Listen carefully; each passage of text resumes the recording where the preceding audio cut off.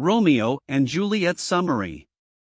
An age-old vendetta between two powerful families erupts into bloodshed. A group of masked Montagues risk further conflict by gatecrashing a Capulet party.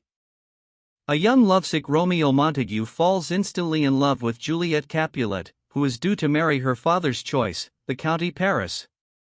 With the help of Juliet's nurse, the women arrange for the couple to marry the next day, but Romeo's attempt to halt a street fight leads to the death of Juliet's own cousin, Tybalt, for which Romeo is banished.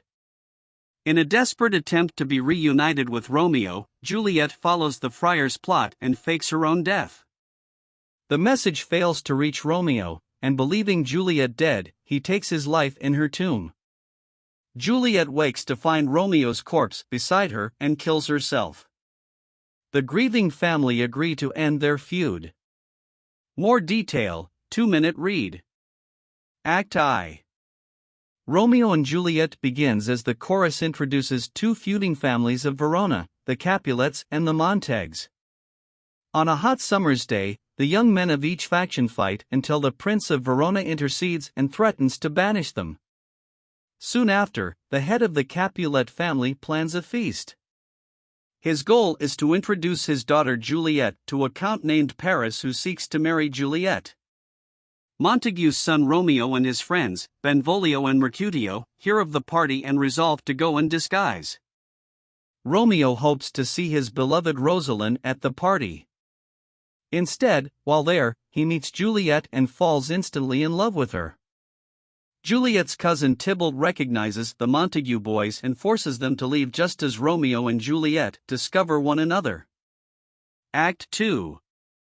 Romeo lingers near the Capulet house to talk with Juliet when she appears in her window. The pair declare their love for one another and intend to marry the next day.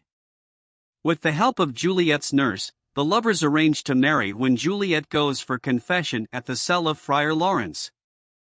There, they are secretly married. Talk about a short engagement. Act 3. Following the secret marriage, Juliet's cousin Tybalt sends a challenge to Romeo. Romeo refuses to fight, which angers his friend Mercutio, who then fights with Tybalt. Mercutio is accidentally killed as Romeo intervenes to stop the fight. In anger, Romeo pursues Tybalt, kills him, and is banished by the prince. Juliet is anxious when Romeo is late to meet her and learns of the brawl, Tybalt's death, and Romeo's banishment. Friar Lawrence arranges for Romeo to spend the night with Juliet before he leaves for Mantua. Meanwhile, the Capulet family grieves for Tybalt, so Lord Capulet moves Juliet's marriage to Paris to the next day. Juliet's parents are angry when Juliet doesn't want to marry Paris, but they don't know about her secret marriage to Romeo. Act 4. Friar Lawrence helps Juliet by providing a sleeping draught that will make her seem dead.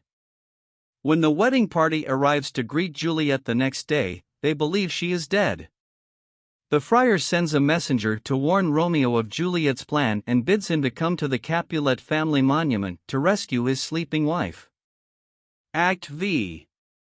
The vital message to Romeo doesn't arrive in time because the plague is in town, so the messenger cannot leave Verona. Hearing from his servant that Juliet is dead, Romeo buys poison from an apothecary in Mantua. He returns to Verona and goes to the tomb where he surprises and kills the mourning Paris. Romeo takes his poison and dies, while Juliet awakens from her drugged coma. She learns what has happened from Friar Lawrence, but she refuses to leave the tomb and stabs herself. The friar returns with the prince, the Capulets, and Romeo's lately widowed father. The deaths of their children lead the families to make peace, and they promise to erect a monument in Romeo and Juliet's memory.